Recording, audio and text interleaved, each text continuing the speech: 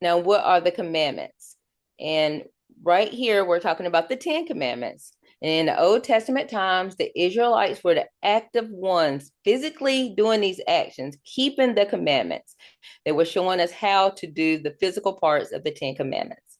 Now, in the New Testament, the intended spiritual meaning is explained to help you understand how the mind thinks when it comes to the 10 commandments, what God really meant, and expounded on Matthews 5 and 7 for the church to follow now. So, following the Beatitudes, the 7 to 10 essential and fundamental attitudes that Christians should be manifesting, Christ then gets into the nitty gritty of the way to serve and to use God's Holy Spirit so that we have this spirit of life.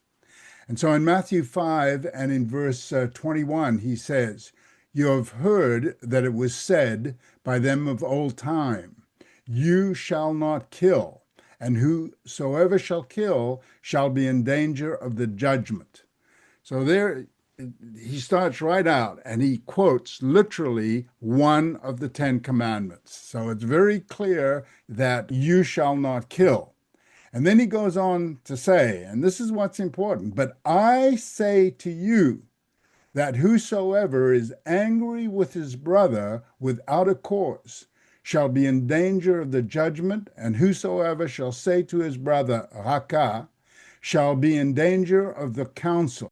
But whosoever shall say, you fool, shall be in danger of hellfire.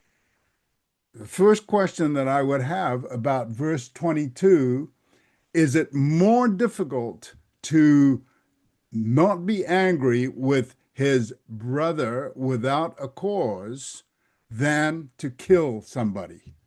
And the answer to that, yes, it is more difficult to not be angry than to kill somebody. It's more difficult. The act of killing is very quick, and I was about to say it's easy. If you have a knife in your hand, it's easy to kill somebody. In the Old Testament, all you had to do was control that knife in your hand. That's all you had to do. You could even raise the knife just so long as you didn't kill. In the New Testament, you cannot be angry. And this is a totally different ballgame. The anger is in the mind. The anger is something that you feel. It's an emotion that grows or that develops here. And notice, of course, it says angry without a cause, because you can be angry because there is a cause. God gets angry. The Bible is very clear about this. That's another subject that I'm not going to go into here, but Christ is talking about anger without a cause, where you call your brother or a friend or somebody raka, as it says in verse 22. And this raka, it's a word, but it reflects a state of mind. And when you're calling somebody raka, which means worthless, useless, somebody of no value, or you're telling somebody they're a lost cause, that they're a fool.